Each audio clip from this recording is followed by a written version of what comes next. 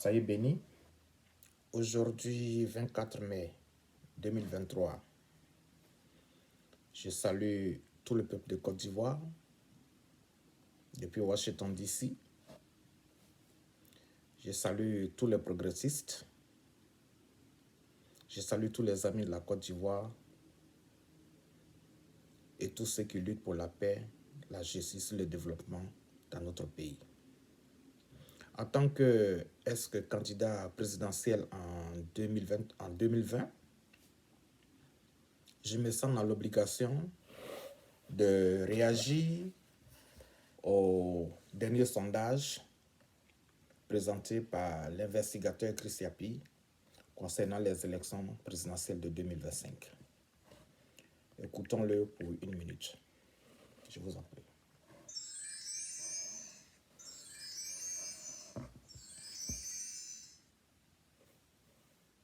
Exclusif.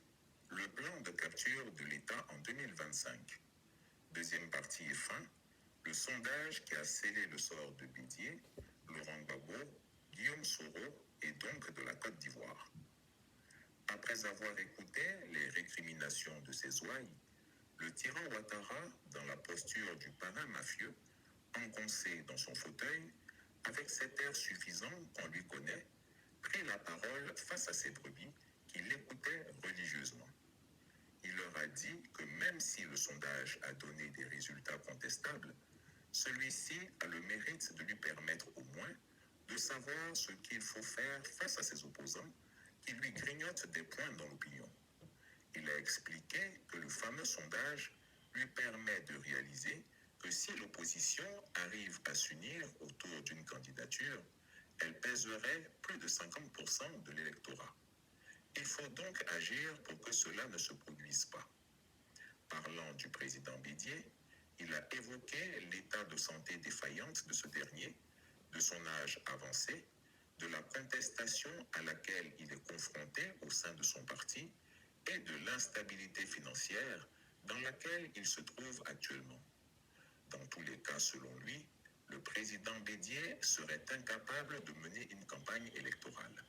S'il s'y hasardait, il risquait de mourir d'un arrêt cardiaque en plein meeting ou d'un coup de soleil. Il fera donc campagne depuis son salon de Daourou. Il faut alors continuer à le fragiliser financièrement, à menacer tout cadre qui serait tenté de lui apporter une aide financière ou de financer le PDCI-RDA. Il faut aussi le couper de ses cadres et mettre en prison quelques têtes fortes pour neutraliser ce parti. Celui contre qui il faut réellement se battre, c'est le président Laurent Gbagbo. Il fait preuve d'une combativité insoupçonnée, malgré ses 10 années de détention, et il arrive à ressusciter son FPI transformé en PPACI. Il faut donc l'écarter de la prochaine élection présidentielle et endiguer l'expansion du PPACI sur le terrain. C'est pour cela que des instructions ont été données pour inculper Damana Pikas, l'un des animateurs principaux de ce parti. Voilà. Nous connaissons tous Chris Yapi pour le travail sérieux qu'il fait en Côte d'Ivoire. Aurions-nous été dans un pays développé ou dans un pays où la justice fonctionne normalement, beaucoup de personnes seraient déjà mises aux arrêts grâce aux investigations de Chris Yapi. Si on était dans un pays développé, le FBI ou bien les organes d'investigation auraient déjà arrêté beaucoup de gens. Parce que Chris Yapi, il produit un travail pur, un travail vérifié. Alors, selon Chris Yapi, des milliards ont été dépensés, débloqués pour faire un sondage dont nous connaissons déjà en Côte d'Ivoire et partout ailleurs les résultats. Ce que nous savions avant le sondage. Selon Chris Yapi toujours, le chef de l'État, en tête dans ce sondage, a 25,55% de l'électorat. Quelqu'un qui a un 3e mandat qui veut faire un 4e mandat. Et tous les autres qui suivent c'est au-dessous de 25%. C'est-à-dire le chef de l'État qui fait un 3e mandat, qui veut un 4e mandat, n'a même pas 40%, n'a même pas 30% de l'électorat. Il est en dessous de 30% de l'électorat. C'est très grave ce que nous vivons en Côte d'Ivoire. Et depuis longtemps, nous ne cessons de le dire. La Côte d'Ivoire veut le changement. La Côte d'Ivoire aspire au changement. Et bien que j'apprécie ce sondage de Chris Yapi pour son caractère véridique, mais il y a quelque chose qui manque dans ce sondage. Parce que Chris Yapi présente les personnes qui ont travaillé dans le gouvernement, plus ou moins, qui sont connues par leurs actes, par leur travail dans le gouvernement, bien par leurs actes positifs, pour leurs actions positives ou négatives. Mais la question que Chris Yapi ne pose pas dans le sondage est la suivante. C'est vrai que M. Ouattara a 25,55% de l'électorat, M. Bédier 20,15%, M. Babo 18,01%, etc., etc.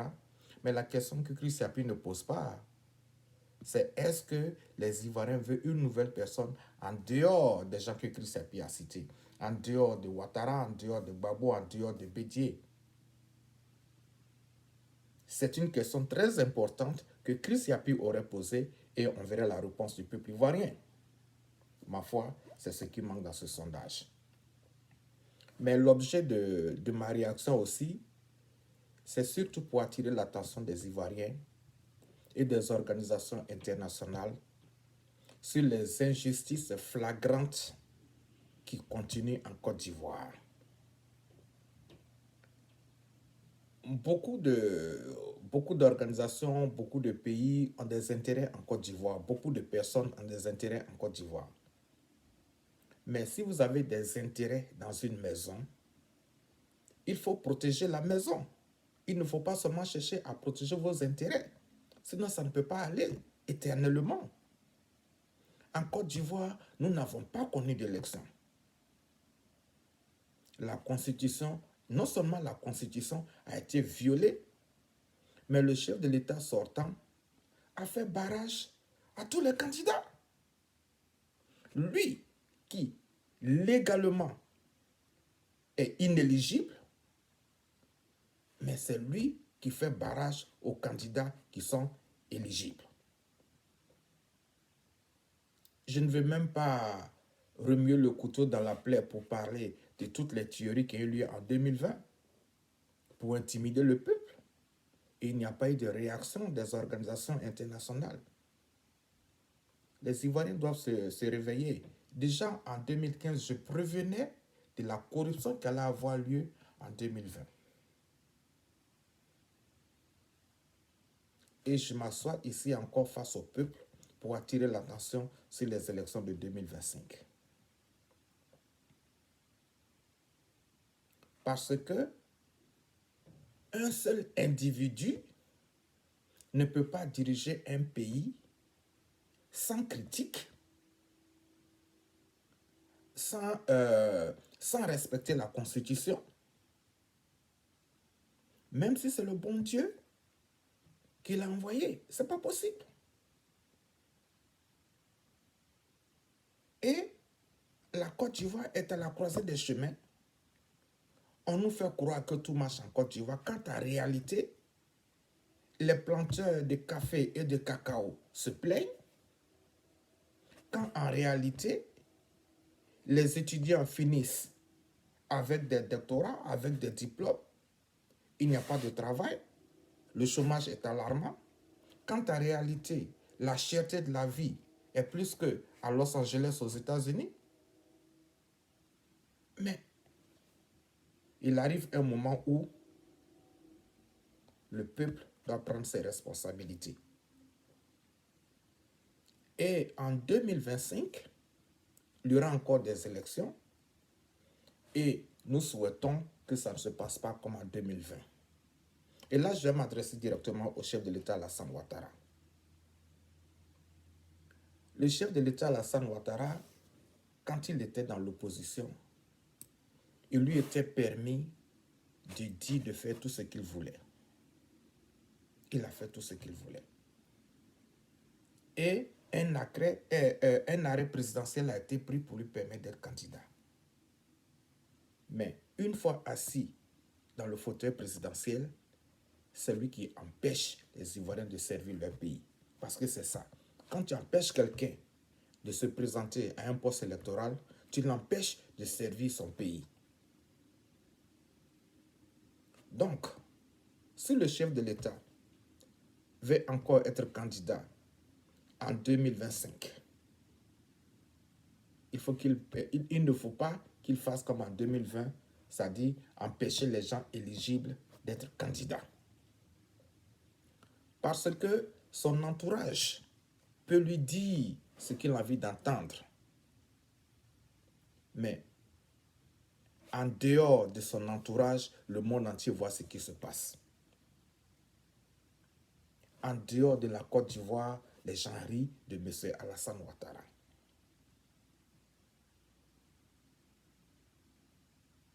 La Côte d'Ivoire est endettée, on le sait. La Côte d'Ivoire est l'un des pays les plus chers en Afrique, on le sait. Et pourtant, la Côte d'Ivoire est le premier pays producteur mondial de café et de cacao. La Côte d'Ivoire a de nombreuses ressources naturelles. Mais les Ivoiriens n'arrivent pas à avoir 2 ou 3 repas par jour.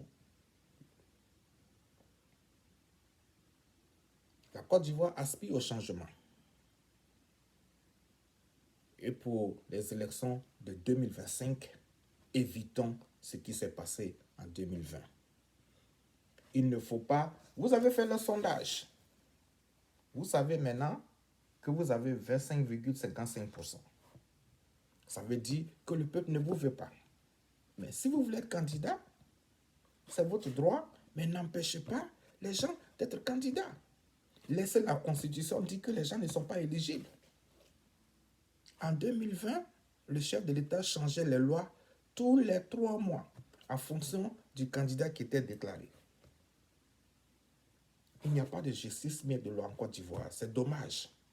Parce que normalement, dans un pays civilisé, dans un droit qu'on appelle droit, une loi électorale, elle est changée 5 ou 4 ans avant l'élection. Mais on ne met pas les pieds dans la période électorale et puis dans cette même période, on change les lois électorales. Ça ne se fait pas. C'est comme si on est aux États-Unis, les élections présidentielles auront lieu en novembre 2024 et puis M. Biden aujourd'hui, il apprend que bon, Trump sera candidat, le président Trump sera candidat, il prend des décrets pour coincer Trump. Ou bien il apprend que le gouverneur de Floride sera candidat, il prend des décrets pour coincer le gouverneur de Floride. Non, c'est pas du tout catholique. Les gens rient de nous, mais surtout les gens rient du chef de l'État de Côte d'Ivoire, qui change la constitution ivoirienne comme on change les chemises. Cela doit s'arrêter. Ne nous réunissez pas encore en 2025. Je vous remercie.